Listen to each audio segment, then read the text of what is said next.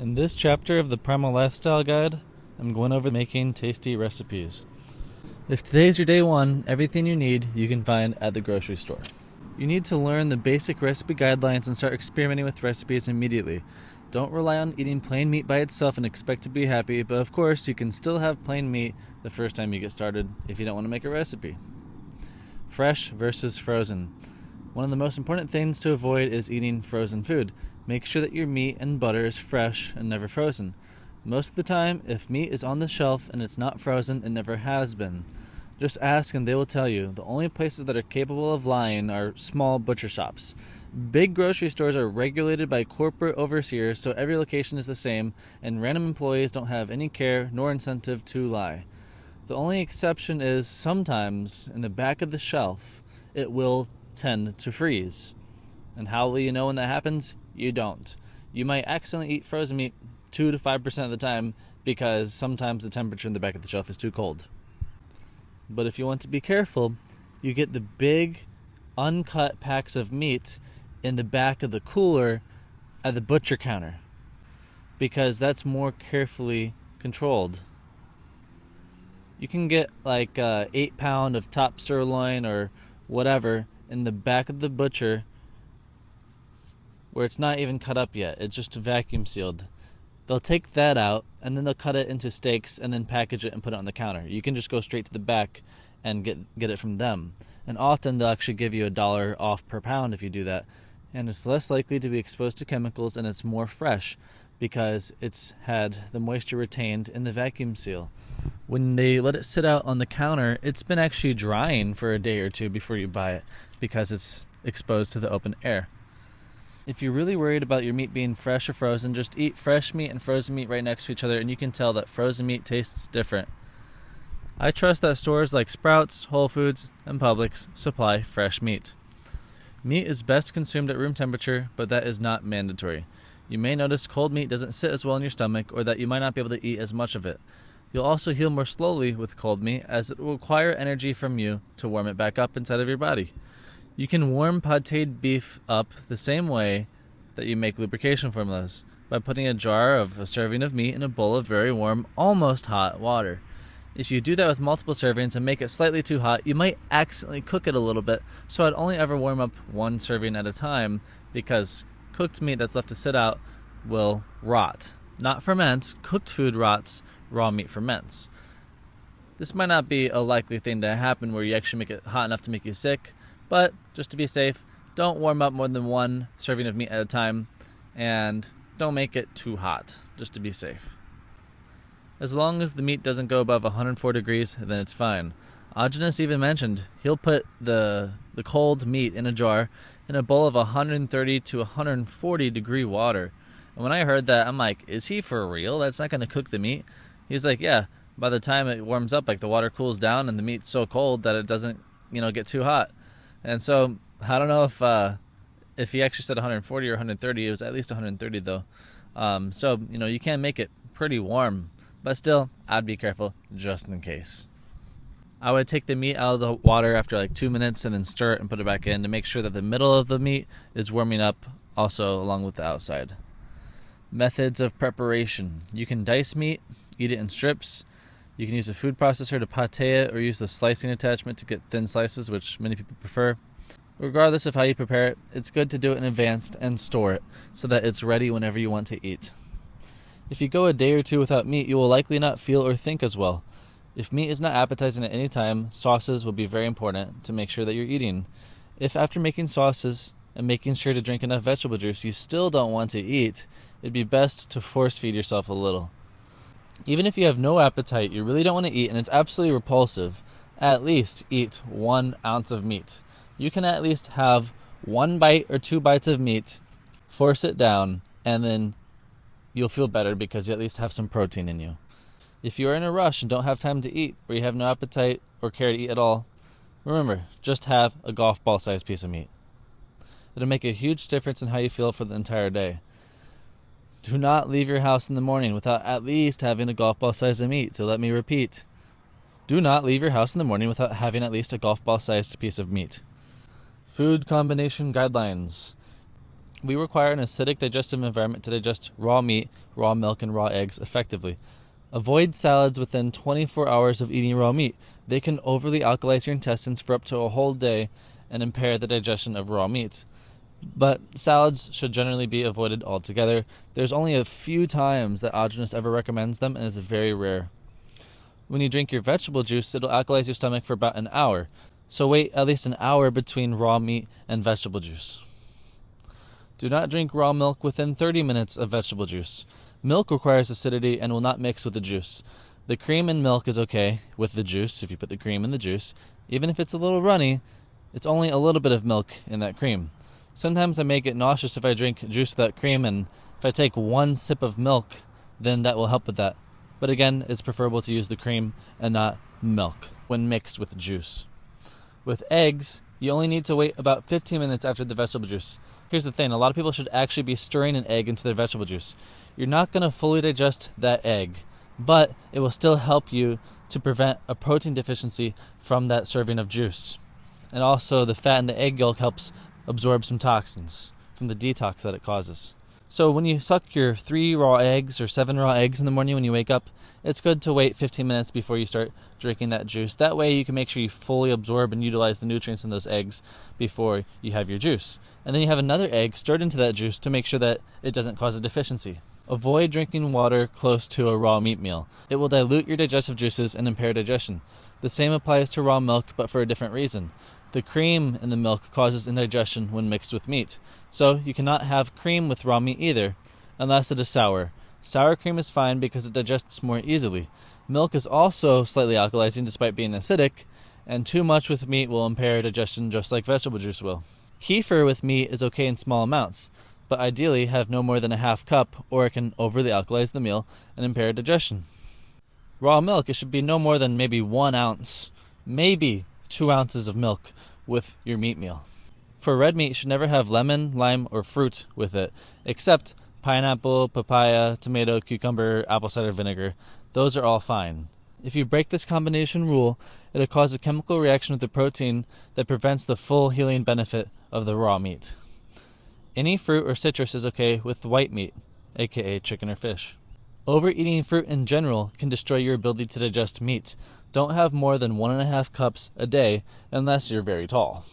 No more than 1 tablespoon of green vegetation per 8 ounces of meat, such as lettuce, celery, or herb, like basil, cilantro, dill, anything that's green, because it'll be overly alkalizing. No more than 1 tablespoon of onion per 8 ounces of meat, because it'll cause indigestion and gas and overstimulation. Women are often less tolerant to onions, so no more than 1 tablespoon of onion per 8 ounces of meat. If you're a woman, I'd do maybe 2/3 of that. Some women are fine though. If after consuming tomatoes with meat, you see red in your poop, you need to peel your tomatoes as the skin is too fibrous and alkalizing for your body as an individual. It might not affect everybody like that, but if you see red in your poop after eating tomatoes, you need to peel them. It's also generally more appetizing to cut the tomato in half and squeeze the juice out of the middle, because it can make the sauce too soggy, but it depends on the recipe. Don't overdo the potent herbs like ginger and garlic. It can overstimulate you and make you very unbalanced or anxious. Some of these herbs have natural heavy metals that in small amounts are fine if fresh because they're utilizable by the body, but if consumed in large amounts, then it can actually be too much to utilize. If the herbs are dried or cooked, the once bioavailable metals in them will become purely toxic. They are only utilizable fresh in small amounts. Always have fat with meats, preferably butter, as it's the most healing fat to consume in combination with meat. Sour cream is the second best. If you don't have either, you can have a little bit of avocado, eggs, or extra meat fat, but you won't gain as much weight or be as satisfied with them. And when I say eggs, I'm not saying egg yolk. I'm saying have the whole egg with the meat. If you want to have the egg yolk with the meat for flavor or because you need fat with it, that's fine, but don't throw away the whites. Eat them on the side. The Primal diet does not include the addition of any type of salt in our foods. Audinus says eating salt is almost as harmful as cooking our foods. Sodium and salt are not the same thing. Salt contains sodium, but sodium is not salt. Sodium being labeled as salts is a misnomer. On a cooked diet, salt may be necessary for most, but on a raw diet it becomes detrimental. Even on a cooked diet, the salt can help break down the cooked food, but it's still going to hurt you at the same time, even if it may be necessary. It is inherently toxic, overstimulating, and leads to many problems that Audinus details in his books and newsletters. Salt will destroy your body's ability to separate any potential toxins from the nutrients in the meat. So if an animal has any kind of toxicity in it, whether a vaccine or a bad diet, generally your body won't absorb the toxins, and it will break apart the nutrients and only absorb the nutrients and then shit out all the toxins. But if the meat is cooked, frozen, or salted, your body cannot differentiate between the toxins and the nutrients, and it just absorbs everything. That applies for muscle meat. When it comes to an organ, it has to be the proper quality because it's too much to separate. Because the toxins are concentrated in organs and glands, and it's too much to separate. Salt also breaks up and fractionates nutrients, making it impossible for the cells to absorb the entirety of the nutrients in the food that you eat. It basically rips out the guts of the cells and speeds up aging. Our bodies are not made to process salt. It's like a rock, and it just rips open cells in your body. If you look at salt in the blood under a microscope, you'll find clumps of salt surrounded by dead cells. Salt is also known to kill bacteria and act as a preservative. It kills bacteria all throughout the body, including our digestive tract, which reduces the healing potential of our bodies. You put salt in the ground, it kills the plants. It burns the roots. The same thing happens to our intestines. It burns our intestinal bacteria, leading to poor digestion and nutrient absorption over time. A craving for salt leads to the body needing minerals, not salt itself. People coming off of high salt diets often miss the taste of salt or feel off because their bodies have been thrown out of balance by it. The body may need additional minerals, but not from salt. You must consume plenty of fresh raw tomatoes, raw cheese, shellfish, and celery juice. If after consuming those you still have a craving for salt, you may have so much old toxic salt in the system that it steals all the sodium that you eat, so you never absorb any. Eat more tomatoes, and then in the afternoons, eat watermelon with avocado, preferably with cheese and butter also. The more salt you eat, the more you will crave it because it causes more and more mineral deficiencies. Salt licks are popular with farmers because they are uneducated and also because they increase the sellable weight of the animals due to water retention. It would be better to use mineral blocks like dolomite rather than cheap salt blocks. Giving an animal a salt block is not going to truly fulfill their deficiencies. It's an incomplete and toxic remedy. 85% of headaches are caused by salt, according to Audinus. It swells the fluids in the brain, leading to pain. He did blood and urine analysis of people experiencing headaches and found lots of sodium clumps surrounded by dead cells from the liver and brain in the exact moments that blood was drawn while experiencing headaches. Meat ingredients you can use. You can dice, slice, or puree the following: herb like dill, basil, cilantro, lettuce, etc. Onion, no more than 1 tablespoon per 8 ounces of meat. Garlic, don't do too much, just a tiny little corner piece diced and crushed. Ginger, don't do too much, must be fresh, or you can also pickle it raw at home without salt. You can use turmeric. Hot pepper, don't do too much. Tomato, cucumber, always peeled because the peel has a toxic wax on it, even if organic, and also because the peel is too fibrous, it'll overly alkalize the meal. Olive oil, no more than a tablespoon, verified to actually be legitimately cold pressed via phone or email inquiry. Sometimes cold pressed is actually hot, and because of legal definitions they can call it cold, even though it's not actually cold. Mushroom, nut formula, 1 tablespoon per 8 ounces of meat. Mustard seeds must be unpasteurized and blended. Wasabi, freshly grated, not dried. Horseradish root. Avocado, half of an avocado per 3 meat meals max. Shouldn't be having too much avocado unless it's the only fat you have. I think I remember hearing Audinus at some point saying don't have more than a half of an avocado per 3 meat meals because then you're not going to utilize it fully. That's assuming you also have butter and sour cream. If you don't have butter, sour cream, then you can go ahead and have more avocado. Butter, sour cream, coconut cream, 2 to 4 tablespoons a day max, generally speaking. Raw apple cider vinegar, honey, 1 tablespoon per 8 ounces of meat max. Cheese, usually it's grated in the meals if you're going to use it. Homemade, truly raw, no salt coleslaw or sauerkraut, 1 tablespoon max per 8 ounces. Only consume a little. It has the potential for side effects, as fermented vegetables can cause indigestion or unstable energy because it can be overly stimulating to the body. If you notice any types of side effects, stop consumption. You can use scallions, chives, You can use egg yolk, but remember, if you ever use egg yolk in a recipe, you have to drink the white on the side. You can use oysters or any shellfish, or a mix of any other meat. You can have chicken mixed with fish, you can have beef and chicken together. So these are generally the foods you can use in combination in any of your recipes. Tip: using scissors to cut meat can be helpful. Remember, no more than 1 ounce total of anything green with your meat meal per 8 ounces of meat. Tomatoes and cucumbers are a little alkaline too, so be aware to slightly reduce anything green if you also include those.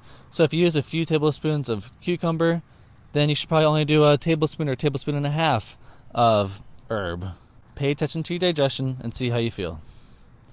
Example recipes. When it comes to beef, I almost always prefer it sautéed. Sometimes I go through phases where I prefer it diced. Chicken and fish I only like finely diced. I don't like it to be sautéed. I don't like pork to be sautéed because it's too fatty and I don't enjoy fatty pâté. Find what you like. Quick recipe. You can simply take a small piece of garlic, dice it, and mix it with meat and a tiny bit of honey. You could also add a little bit of onion in addition, or instead of the garlic, you could use fresh herbs, tomato, anything, or even with the garlic. Any combination works, but not every combination is enjoyable. More ingredients isn't always better. For more flavor, you can marinate any recipe for an hour or two. If it isn't red meat, you can add some lemon, lime, or fruit. Multiply ingredients for preparing in advance to save time. My preference is that if I am dicing, I make it right before eating, but I prefer to make blended recipes in advance. I don't think that the diced recipes keep as well as when they are blended, but find what works for you. Example recipes: red meat recipe. Ideally blended. 1 tomato, juice squeezed out. 1/4 teaspoon of grated ginger, optional. 2 teaspoons of onion. 1 teaspoon of honey. A little bit of hot pepper, also optional. 1 teaspoon of cilantro or dill. 1 capful of apple cider vinegar. 1/16 clove of garlic. Remove it if you get too horny. All that is blended. Keep it in the fridge. Pour that onto your meat, and then grate about 3 tablespoons of cheese onto the meat. Don't put it in the sauce, but grate it immediately before eating. Cheese also optional. Chicken recipe: 8 ounces of diced chicken breast. Blend the following: 1 tomato, 1 hot pepper, 2 tablespoons of fresh lime juice, 1 teaspoon of fresh lemon juice, half teaspoon of vinegar, apple cider, 1/4 of a diced red bell pepper. Avoid bell pepper if you ever experience tooth pain. You blend all that. Then you finally dice the following and put it into the sauce: 2 tablespoons of diced celery stalk, 1 slice of an avocado or 1 raw egg, 1 tablespoon of diced red onions, finely diced, not big pieces. Make it very fine. 1 teaspoon of cilantro, optional. Optional, marinate for an hour for more flavor. Fish recipe: 8 ounces of diced swordfish, 1/4 to half teaspoon of grated ginger, half of a lemon squeezed, don't put the seeds in it, capful of raw apple cider vinegar, 1 to 2 teaspoons of honey, mix. When it comes to blended sauces, I think it tastes way better to pour the sauce on top of the meat and eat it layered on the spoon instead of mixing it. That's for sautéed recipes. I take the sautéed meat, I put a layer of butter on top of that, and then I pour the sauce on top, and then I eat it in layers on the spoon, starting taking pieces from the edges of the bowl. Ways to stay satisfied. It is important to not let yourself get hungry. You should have the cheese, eggs, and juice immediately upon waking, in that order. Do not wait to start your routine. Then, have your meat meal with your desired sauce and ideally a lubrication formula. A little while later, enjoy some cheesecake filling. About an hour after the meat, then you start sipping the milk. This is also a good time where you can have a milkshake if you like instead of the milk. Don't spend any time waiting to eat. If you're ever hungry, eat immediately. Never ignore your hunger. Once this afternoon, you can start having other foods. You could start eating dates with butter and or cheese with the dates, since it's not the first 6 hours of the day anymore, because you avoid sugar in the first 6 hours of the day from fruit. It's a very delicious and satisfying way to just get a lot of good food in you, like doing the dates and cheese, or dates and butter. You could also make a smoothie, which is a milkshake with fruit, or you can have fruit with butter or cream, like a banana with butter or strawberries with cream, for example. Throughout the day, you just have your lubes, milkshakes, cheesecake, ice cream, dates, smoothies, and even you can make the pies and soups and other recipes from Agenus's book. Whatever you've found to enjoy. Just remember, if the recipe involves cream, you don't have it within an hour of meat. I personally often wake up very hungry in the middle of the night and can't go back to sleep unless I eat. To fix that, I have a milkshake ready by my bedside, and I take a few sips in the middle of the night, or I'll suck an egg, or, sometimes milk helps, but milk usually isn't enough by itself, and neither is having a little bit of cheese.